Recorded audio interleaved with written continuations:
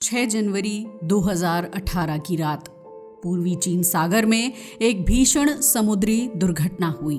Collision के कुछ समय बाद समुद्र के बीच खड़ा लगभग 274 मीटर लंबा ऑयल टैंकर आग की लपटों में घिर गया।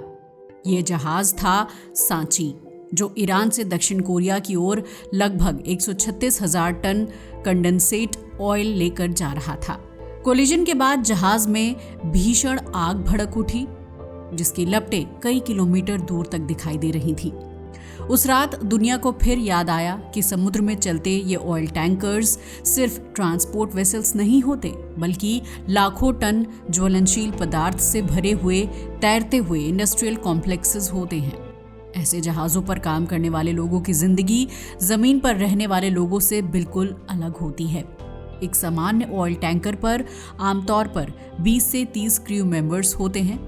इनमें captain, chief officer, engineers, deck officers, ratings और टेक्नीशियंस शामिल होते हैं। इन सभी लोगों को एक वॉयज के दौरान आमतौर पर 3 से 4 महीने तक समुद्र में रहना पड़ता है। कई बार कॉन्ट्रैक्ट्स के मुताबिक ये अवधि 6 से 9 महीने तक भी बढ़ सकती है। जहाज के अंदर उनका पूरा संसार कुछ स्टील के कैबिन, एक इंजन रूम, कंट्रोल ब्रिज और डेक तक सीमित होता है। सुबह का दिन आमतौर पर 6 बजे शुरू होता है। ब्रिज पर ड्यूटी देने वाले officers radar screens, GPS navigation system और ऑटोमेटिक आइडेंटिफिकेशन सिस्टम पर आसपास के जहाज़ों की एक्टिविटी चेक करते हैं। ओशन के बीच ट्रैफिक कम होता है, लेकिन बिजी शिपिंग रूट्स में हर समय दर्जनों जहाज रडार पर दिखाई देते हैं। कोलिजन से बचने के लिए कोर्स और स्पीड को लगातार एडजस्ट करना पड़ता है। इसी दौरान जहाज के सबसे नीचे मौजूद इंजन रूम में अलग ही दुनिया चल रही होती है। यहाँ कई मंजिल गहराई तक फैले विशाल डीजल इंजन्स लगातार काम करते रहते हैं। एक मॉडर्न ऑयल टैंकर का मेन इंजन आमतौर पर 20 से 40 मेगावाट तक पावर पैदा कर सकता है। ये इंजन प्रोपेलर को घुमाता है, जो जहाज को लगभग 14 से 16 नॉट्स की स्पीड से आगे बढ़ाता है।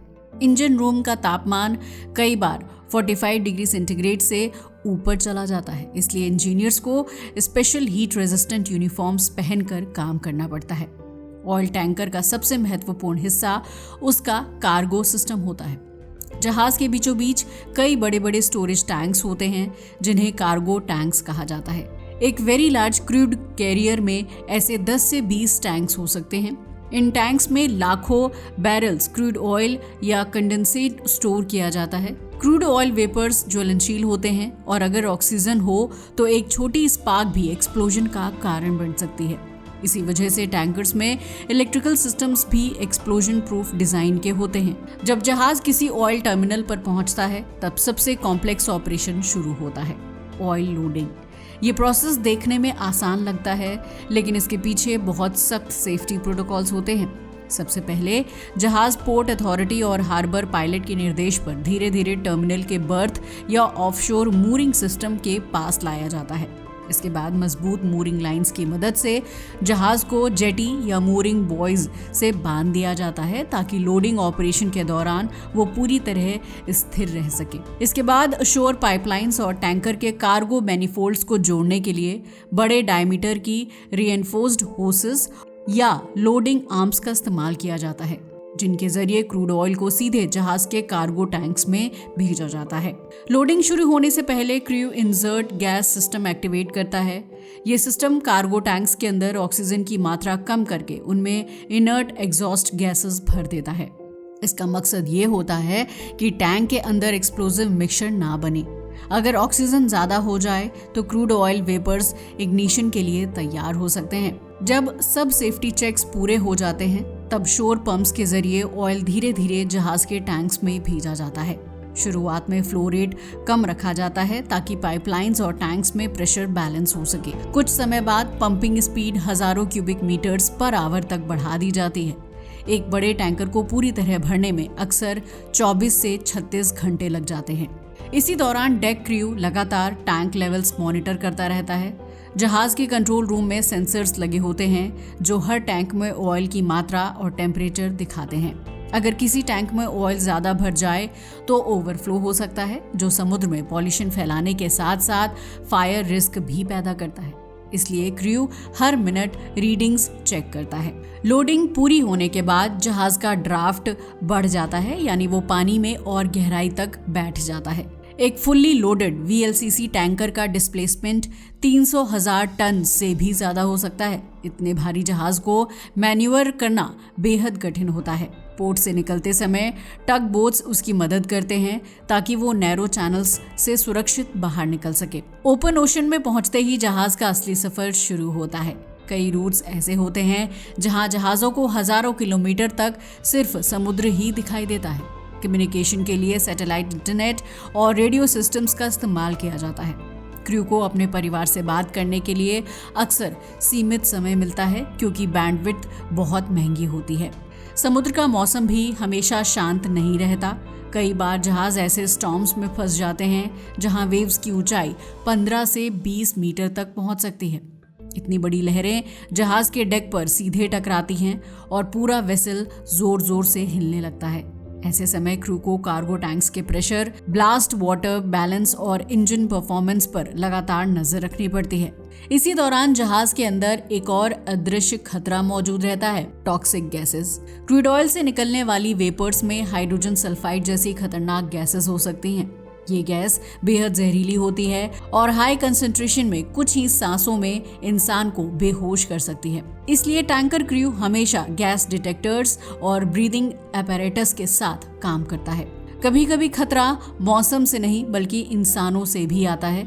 दुनिया के कुछ समुद्री इलाकों में पायरेसी अभी भी बड़ी समस्या है, खासकर अफ्रीका के पास गल्फ ऑफ एडन और सोमालिया के आसपास के वाटर्स में कई बार ऑयल टैंकर्स को निशाना बनाया गया है। पायरेट्स फास्ट बोट्स में आते हैं और जहाज पर चढ़ने की कोशिश करते हैं। इसी वजह से कई टैंकर्स पर high pressure water cannons, reservoir barriers और आर्म्ड सिक्योरिटी टीम्स भी रखी जाती हैं। ब्रिज पर मौजूद ऑफिसर्स रडार, AIS डेटा और बाइनोक्यूलर्स की मदद से आसपास के समुद्र की लगातार निगरानी करते रहते हैं ताकि कोई सस्पिशियस बोट दिखाई दे तो तुरंत अलार्म दिया जा सके। दिन गुजरते जाते हैं और जहाज धीरे धीरे अपने डेस्टिनेशन के करीब पहुंचने लगता है। कई हफ्तों की यात्रा के बाद क्रू को फाइनली लैंड दिखाई देता है, लेकिन काम अभी खत्म नहीं हुआ होता। असली जिम्मेदारी तब शुरू होती है जब लाखों बैरल्स क्रूड ऑयल को सेफली उतारना होता है। डेस्टिनेशन पोर्ट के पास पहुंचते ही जहाज को हार्बर पायलट्स गाइड करते हैं। ये एक्सपीरियंस्ड नेविगेटर्स होते हैं जिन्हें उस इलाके के पानी की डेप्थ, करंट्स और चैनल्स की पूरी जानकारी होती है। उनकी मदद से टैंकर धीरे धीरे टर्मिनल के पास पहुंचता है। इसके बाद अनलोडिंग ऑपरेशन शुरू होता है, जो लोडिंग जितना ही कॉम्प्लेक्स होता है। जहाज के पावरफुल कार्गो पंप्स एक्टिवेट किए जाते हैं। ये पंप्स क्रूड ऑयल को टैंक्स से खींचकर पाइपलाइंस के जरिए शोर स्टोरेज फैसिलिटीज तक भेजते हैं। लेकिन अनलोडिंग के दौरान भी खतरे कम नहीं होते। अगर पाइपलाइंस में प्रेशर इम्बैलेंस हो जाए या स्टैटिक इलेक्ट्रिसिटी पैदा हो जाए तो एक्सप्लोजन का रिस्क रहता है। इसलिए पूरी प्रक्रिया के दौरान जहाज और टर्मिनल के इंजीनियर्स लगातार कम्युनिकेशन में रहते हैं। फिर भी कई बार ऐसी घटनाएं हुई हैं जब अनलोडिंग के बीच अचानक फायर अलार्म्स बज उठे और कुछ ही सेकंड में पूरा जहाज इमरजेंसी मोड में चला गया। ये अलार्म्स अक्सर वेपर डिटेक्शन सिस्टम्स या टेम्परेचर सेंसर्स से ट्रिगर होते हैं। ऑयल टैंकर के कार्गो एरियाज में कई तरह के डिटेक्टर्स लगे होते हैं जो गैस कंसंट्रेशन, हीट राइज और प्रेशर चेंज को लगातार मॉनिटर करते रहते हैं। जैसे ही किसी सेंसर को एबनॉर्मल रीडिंग मिलती है, ब्रिज और कार्गो कंट्रोल रूम दोनों जगह अलार्म्स बजने लगते हैं। उस समय क्रू के पास रिएक्शन के लिए ज्यादा समय नहीं होता, इसलिए हर मेंबर को पहले से पता होता है कि इमरजेंसी के दौरान उसे कौन सा काम तुरंत करना है। कार्गो डेक पर मौजूद सेलर्स तुरंत पंपिंग सिस्टम को स्लो या स्टॉप करने के लिए सिग्नल देते हैं। इसी दौरान कार्गो वाल्व्स बंद किए जाते हैं ताकि ऑयल फ्लो रुक सके। टैंकर के कंट्रोल पैनल पर डजन्स ऑफ वाल्व्स और स्विचेस होते हैं जिनसे पूरे कार्गो नेटवर्क को आइसोलेट किया जा सकता है। अगर किसी पर्टिकुलर टैंक या पाइपलाइन सेक्शन में प्रॉब्लम हो तो उसे बाकी सिस्टम से अलग कर दिया जाता है। इससे पोटेंशियल फायर या एक्सप्लोजन को फैलने से रोका जा सकता है। इस पूरी प्रक्रिया के दौरान सबसे ज्यादा जिम्मेदारी चीफ ऑफिसर और कार्गो इंजीनियर्स पर होती है। वो लगातार कार्गो कंट्रोल रूम में स्क्रीन्स पर डेटा देखते रहते हैं। हर टैंक का प्रेशर, टेम्परेचर और लिक्विड लेवल डिजिटल सिस्टम्स पर दिखाई देता है। अगर किसी टैंक में प्रेशर ज्यादा बढ़ जाए तो vapour release valves automatically open हो सकते हैं। ये सिस्टम जहाज के अंदर डेंजरस प्रेशर बिल्डअप को रोकने के लिए बनाया गया है। ऑयल टैंकर के कार्गो टैंक्स आम जहाजों की तरह सिंपल स्टोरेज स्पेसेस नहीं होते। इनके अंदर कई लेयर्स की स्ट्रक्चरल प्रोटेक्शन होती है। आज के modern oil tankers international maritime regulations के मुताबिक डबल हल डिजाइन पर बनाए जाते हैं। इसका मतलब है कि जहाज की आउटर हल और कार्गो टैंक्स के बीच एक अतिरिक्त स्टील लेयर और खाली स्पेस होता है। अगर जहाज किसी रीफ या रॉक से टकरा भी जाए तो अक्सर बाहरी हल ही डैमेज होता है और ऑयल सीधे समुद्र में लीक होने का खतरा काफी कम हो जाता है। 1990 के दशक के बाद अंतर्राष्ट्रीय नियमों के तहत इस डिजाइन को अनिवार्य कर दिया गया ताकि समुद्री पर्यावरण को बड़े ऑयल स्पिल्स से बचाया जा सके। लेकिन समुद्र में एक्सीडेंट्स पूरी तरह खत्म नहीं हुए हैं। 1989 में अलास्का के प्रिंस विलियम साउंड में एक्सॉन वाल्डेज नाम का टैंकर एक रीफ से टकरा गया था। उस दुर्घटना में लगभग 11 मिलियन गैलन्स क्रूड ऑयल समुद्र में फैल गया था। ये इतिहास की सबसे बड़ी ऑयल स्पिल डिजास्टर में से एक माना जाता है। इस घटना के बाद शिपिंग इंडस्ट्री में टैंकर सेफ्टी स्टैंडर्ड्स को काफी कड़ा किया गया। ऑयल अनलोडिंग आमतौर पर 24 से 30 घंटे तक चलती है।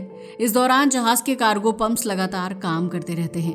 ये पंप्स इतने पावरफुल होते हैं कि हजारों टन ऑयल हर घंटे शोर स्टोरेज टैंक्स की तरफ भेज सकते हैं। जैसे जैसे टैंक्स खाली होते जाते हैं, जहाज का वजन कम होने लगता है और उसका ड्राफ्ट भी बदलता है।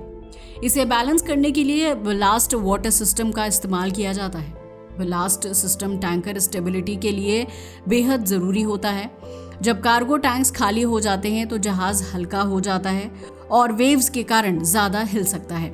इसे रोकने के लिए जहाज के अलग ब्लास्ट टैंक्स में समुद्री पानी भरा जाता है। ये पानी जहाज का वेट बैलेंस करता है और उसे स्टेबल रखता है। ब्लास्ट पंपिंग भी केयरफुली मॉनिटर की जाती है क्योंकि गलत बैलेंस जहाज को अनसेफ बना सकता है। इस पूरे ऑपरेशन के दौरान क्रू की ड्यूटी लगभग लगातार चलती रहती है। कार्गो ऑपरेशंस में ऑफिसर्स और इंजीनियर्स को कई बार 16-16 घंटे तक जागना पड़ता है। जहाज के अंदर वॉच सिस्टम चलता है जिसमें हर मेंबर की ड्यूटी शिफ्ट तय होती है। ब्रिज ऑफिसर्स अक्सर 4-4 घंटे की नेविगेशन वॉच करते हैं। एक ऑफिसर मिडनाइट से 4 बजे तक, दूसरा 4 से 8 बजे तक और इसी तरह पूरी रात नेविगेशन कंट्रोल चलता रहता है। समुद्र में लंबी यात्रा का सबसे कठिन हिस्सा फिजिकल काम नहीं बल्कि आइसोलेशन होता है। कई टैंकर क्रू मेंबर्स अपने परिवार से महीनों तक दूर रहते हैं। जहाज के अंदर इंटरनेट सीमित होता है और कई बार कई दिनों तक सिग्नल भी नहीं मिलता। इसलिए क्रू मेंबर्स की सोशल लाइफ लगभग पूरी तरह जहाज के अंदर ही सीमित हो जाती है।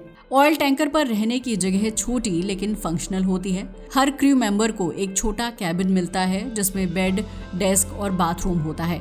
जहाज में कॉमन डाइनिंग रूम, जिम और रिक्रिएशन रूम भी होते हैं। लंबे वॉयजेस के दौरान यही जगह क्रू के लिए मानसिक संतुलन बनाए रखने में मदद करती है। लेकिन फिर भी कई सेलर्स बताते हैं कि समुद्र के बीच लगातार हफ्तों तक होराइजन देखने से एक अजीब साइकोलॉजिकल प्रेशर महसूस होने लगता है। इसी दौरान जहाज पर सेफ्टी ड्रिल्स भी रेगुलरली कराए जाते हैं। हर हफ्ते क्रू को fire drill, abandon ship drill और ऑयल स्पिल रिस्पॉन्स ड्रिल करनी पड़ती है। इन ड्रिल्स में पूरा क्रू लाइफ जैकेट्स पहनकर इमरजेंसी स्टेशंस पर पहुंचता है। फायर टीम्स होजेस और फोम सिस्टम्स एक्टिवेट करने की प्रैक्टिस करती है। Lifeboat crews evacuation procedures check करते हैं ताकि असली इमरजेंसी में कोई कंफ्यूजन ना हो। ऑयल टैंकर के डेक पर फायर फाइटिंग सिस्टम बेहद शक्तिशाली होता है। इसमें फोम मॉनिटर्स, सी वाटर पंप्स और हाई कैपेसिटी फायर लाइन्स लगे होते हैं। अगर कार्गो एरिया में आग लग जाए तो फोम सिस्टम ऑयल सरफेस को कवर कर देता है और ऑक्सीजन सप्लाई को रोक देता है। इसी दौरान जहाज पर सेफ्टी ड्रिल्स भी रेगुलरली कराए जाते हैं। हर हफ्ते क्रू को fire drill, abandon ship drill और ऑयल स्पिल रिस्पॉन्स ड्रिल करनी पड़ती है। इन ड्रिल्स में पूरा क्रू लाइफ जैकेट्स पहनकर इमरजेंसी स्टेशंस पर पहुंचता है। फायर टीम्स होजेस और फोम सिस्टम्स एक्टिवेट करने की प्रैक्टिस करती हैं। Lifeboat crews evacuation procedures check करते हैं ताकि असली इमरजेंसी में कोई कंफ्यूजन ना हो। ऑयल टैंकर के डेक पर फायर फाइटिंग सिस्टम बेहद शक्तिशाली होता है। इसमें फोम मॉनिटर्स, सी वाटर पंप्स और हाई कैपेसिटी फायर लाइन्स लगे होते हैं। अगर कार्गो एरिया में आग लग जाए तो फोम सिस्टम ऑयल सरफेस को कवर कर देता है और ऑक्सीजन सप्लाई को रोक देता है। इसी वजह से टैंकर फायर फाइटिंग में फोम टेक्नोलॉजी का यूज सबसे ज्यादा होता है। समुद्र में सबसे खतरनाक स्थिति तब बनती है जब जहाज फायर और स्टॉर्म दोनों से एक साथ जूझ रहा हो। कुछ डॉक्यूमेंटेड इंसिडेंट्स में क्रू को ऐसी स्थिति का सामना करना पड़ा है जहां जहाज वेव्स से हिल रहा था और कार्गो डेक पर फायर अलार्म भी बज रहा था। ऐसे समय में क्रू को एक्सट्रीम कोऑर्डिनेशन के साथ काम करना पड़ता है, क्योंकि पैनिक पूरे ऑपरेशन को और खतरनाक बना सकता है। कभी कभी जहाजों को नैरो चोक पॉइंट्स से भी गुजरना पड़ता है, जहां नेविगेशन बेहद सेंसिटिव होती है। दुनिया के कई मेजर ऑयल रूट्स ऐसे स्ट्रेट्स से गुजरते हैं जहां ट्रैफिक बहुत घना होता है। ब्रिज पर मौजूद ऑफिसर्स रडार, AIS डेटा और विजुअल नेविगेशन सबको एक साथ मॉनिटर करते हैं। एक छोटा सा नेविगेशन एरर भी मैसिव टैंकर के लिए खतरनाक हो सकता है, क्योंकि इतने बड़े जहाज को अचानक मोड़ना लगभग असंभव होता है। जब अनलोडिंग पूरी तरह खत्म हो जाती है और शोर टर्मिनल ये कंफर्म कर देता है कि सभी टैंक्स खाली हैं, तब जहाज के कार्गो सिस्टम को साफ किया जाता है। इस प्रक्रिया को टैंक क्लीनिंग कहा जाता है। इस दौरान हाई प्रेशर वाटर जेट्स और रोटेटिंग टैंक क्लीनिंग मशीन्स की मदद से टैंक्स की अंदरूनी सतह को धोया जाता है, ताकि क्रूड ऑयल का बचा हुआ रेसिड्यू हटाया जा सके। लेकिन ये काम भी पूरी तरह सुरक्षित नहीं होता। क्लीनिंग के दौरान टैंक्स के अंदर टॉक्सिक वेपर्स और फ्लेमेबल गैसेस हो सकती हैं, इसलिए क्रू को प्रोटेक्टिव सूट्स पहनकर और गैस डिटेक्टर्स के साथ ही काम करना पड़ता है, ताकि किसी भी खतरनाक गैस कंसंट्रेशन का तुरंत पता लगाया जा सके। कुछ समय बाद जहाज फिर से नए कार्गो असाइनमेंट के लिए तैयार हो जाता है। शिपिंग कंपनीज टैंकर्स को लगातार अलग अलग रूट्स पर भेजती रहती हैं। एक टैंकर एक साल में कई अलग अलग देशों के बीच ऑयल ट्रांसपोर्ट कर सकता है। हर वॉयज के साथ क्रू नए पोर्ट्स, नए वेदर कंडीशंस और नए ऑपरेशनल चैलेंजेस का सामना करता है। धीरे धीरे जब वॉयज खत्म होने लगता है और क्रू का कॉन्ट्रैक्ट खत्म होने वाला होता है, तब जहाज किसी पोर्ट पर क्रू चेंज करता है। नए सेलर्स आते हैं और पुराने क्रू मेंबर्स घर लौटते हैं। कई बार एक सेलर लगभग 4 या 5 महीने के बाद जमीन पर कदम रखता है। उस समय उसे फिर से सामान्य जिंदगी में ढलने में थोड़ा समय लगता है। दुनिया की एनर्जी सप्लाई का एक बड़ा हिस्सा अभी भी समुद्र के इन रास्तों से गुजरता है। हजारों ऑयल टैंकर्स हर दिन अलग अलग ओशंस में चल रहे होते हैं। इन जहाज़ों पर काम करने वाले लोग अक्सर हेडलाइंस में नहीं आते, लेकिन ग्लोबल ऑयल ट्रेड का पूरा ढांचा उन्हीं की मेहनत पर टिका हुआ है। समुद्र की सतह पर चलते ये विशाल स्टील स्ट्रक्चर्स बाहर से शांत और स्थिर दिखाई देते हैं, लेकिन इनके भीतर हर दिन कॉम्प्लेक्स इंजीनियरिंग सिस्टम्स, कड़े सेफ्टी प्रोटोकॉल्स और लगातार विजिलेंस का एक पूरा नेटवर्क काम करता रहता है, जो लाखों टन ज्वलनशील कार्गो को सुरक्षित तरीके से एक महाद्वीप से दूसरे महाद्वीप तक पहुंचाता है। और जब कोई टैंकर धीरे धीरे होराइजन के पार गायब हो जाता है, तब भी उसकी क्रू के लिए ये सिर्फ एक यात्रा का अंत नहीं होता, बल्कि कुछ ही समय बाद शुरू होने वाले अगले वॉयज की तैयारी की शुरुआत होती है। आज के लिए बस इतना ही। वीडियो अच्छा लगा हो तो इसे लाइक और शेयर करें और हमारे चैनल को भी सब्सक्राइब करें। जय हिंद दोस्तों।